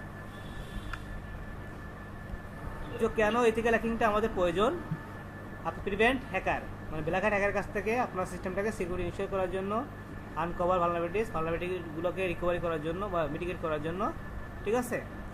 ওকে, আপনার কাস্টমারের ডাটা সেভ রাখার জন্য, আপনার প্রতিষ্ঠানের গুরুত্বপূর্ণ ডাটা সেভ রাখার জন্য, এই জিনিসগুলো আর কি। Scope and limitation of ethical hacking. Scope and লিমিটেশনে অনেক ইথিক্যাল হ্যাকিং লিমিটেশন থাকে। স্কোপ কী কী স্কোপ হতে পারে আপনার ইথিক্যাল হ্যাকিংয়ের, কী কী স্কোপ হতে পারে? আপনি যে অ্যাসেটগুলোকে আপনি করবেন, আপনি অ্যাসেটগুলোতে সিকিউরিটি ইনশিওর করবেন বা নিয়ে কাজ করবেন, এগুলো স্কোপ বলা হয় আর কি। আইটি অ্যাসেট বলেন যেগুলো, সেগুলো স্কোপ বলা হয়। তারপর এই লিমিটেশন হলো আপনি যখন কাজ করতে যাবেন অনেক ধরনের লিমিটেশন, ডিপেন্ডেন্সি থাকবে, চাইলে সব কিছু করতে পারবেন না, ঠিক আছে। অনেক সময় রিস্ক অ্যাকসেপ্ট করতে হয়, রিস্ক আছে জিনিসটা তাও অ্যাকসেপ্ট করতে হবে, রিস্ক ট্রান্সফার করতে হয়, ঠিক আছে। Okay, skills of an ethical hacker. Ethical হ্যাকারের কী কী স্কিল থাকা প্রয়োজন? যেমন টেকনিক্যাল স্কিলের মধ্যে কী থাকতে পারে? উইন্ডোজ, ইউনিক্স, লিনাক্স সম্পর্কে আইডিয়া থাকতে হবে। তো আমরা তো উইন্ডোজ সম্পর্কে জানি, বাট লিনাক্স, ইউনিক্স সম্পর্কে জানি না। তো এটা সম্পর্কে আমরা শিখবো, ক্লাস আছে আমাদের লিনাক্সে অপারেটিং সিস্টেমের, আমরা এটা শিখবো। তারপর কী আছে? নেটওয়ার্কিং, হার্ডওয়্যার কনসেপ্টগুলো জানতে হবে। তারপরে টেকনিক্যাল যে ডোমেনগুলো আছে, সার্ভার আছে, সফটওয়্যার আছে, ডাটাবেস আছে, সিকিউরিটি আছে, এই টেকনিক্যাল ডোমেনগুলোকে আপনাকে জানতে হবে। ওকে, নন টেকনিক্যাল জিনিসগুলো কি আপনাকে কী করতে হবে? আপনি নতুন টেকনোলজি অ্যাডাপ্ট করতে হবে, শিখতে হবে, ঠিক আছে। প্রবলেম সলভিংয়ের জন্য আপনাকে স্ট্রং এথিক্স থাকতে হবে, থাকতে হবে আর কি, ভালো হতে হবে প্রবলেম সলভ করার জন্য। এবং ইথিক্স, স্ট্রং ওয়ার্ক ইথিক্স হতে হবে, যাতে আপনি একটা ব্যাংকে যখন চাকরি করবেন, ব্যাংকের অনেক ফাইন্যান্সিয়াল গুরুত্বপূর্ণ ডকুমেন্ট, আইডিয়া, ডাটা সম্পর্কে আপনার জানা থাকবে, ওগুলো তো আপনি বাইরে কারো সেল করতে পারবেন না, বলতে পারবেন না। এটা হলো স্ট্রং ওয়ার্ক ইথিক্স বলা হয়। Committed to the organisation security policy. আপনার প্রত্যেকটা প্রতিষ্ঠানের যে সিকিউরিটি পলিসিগুলো আছে এগুলো আপনার কমিটেড হতে হবে, অ্যাওয়ারনেস করতে হবে, রুলস অ্যান্ড রেগুলেশন, লগুলো ফলো করতে হবে আর কি। রিস্ক আছে এখানে, আমরা যখন ভালনারেবিলিটিগুলো টেস্ট করবো বা রিস্কগুলো আছে কয়েকটা ক্যাটাগরি আছে, হাই, ক্রিটিক্যাল, মিডিয়াম, লো, ইনফো, ঠিক আছে। তো ক্রিটিক্যাল জিনিসগুলো রাখা যাবে না, ইমিডিয়েটলি মিটিগেট করতে হবে। হাই জিনিসগুলো, হাই যে ভালনারেবিলিটিগুলো থাকবে এগুলো ইমিডিয়েটলি মিটিগেট করতে হবে। বাট মিডিয়ামটা একটু as soon as possible mitigate করে ফেলবেন, লোটাও মিটিগেট করে ফেলবেন যদি প্রপারলি 100% সিকিউরিটি ইনশিওর করতে চান। যেটা বললাম এগুলো আর কি, একটু করে নিয়েন। মোস্ট কমন সাইবার অ্যাটাক হলো phishing, malware, ransomware, DDoS, DoS attack, MITM attack, exploitation, process scripting, credential stuffing, zero day attack, social engineering, এই জিনিসগুলো আমরা জানবো, দেখবো। ওকে, তো যেটাগুলো হয়েছিল মাঝে আর কি, সেই এটাগুলো সম্পর্কে 50 মিলিয়ন ডাটা আগে ডিসক্লোজ হয়ে গেছিলো। How to protect cyber attack সম্পর্কে কেউ প্রোটেক্ট করতে পারবেন, স্ট্রং পাসওয়ার্ড দিতে হবে, ভিএপিটি করতে হবে, রেগুলার আপডেট দিতে হবে, ইমেল সিকিউরিটি ইনশিওর করতে হবে, এগুলো একটু করে নেবেন আর কি। জব প্লেসমেন্টে অনেক জায়গায় জব প্লেসমেন্ট আছে, সাইবার সিকিউরিটি সব জায়গায় আপনার প্রয়োজন অল ওভার দ্য ওয়ার্ল্ড, তো এগুলো একটু করে নিন। ওকে,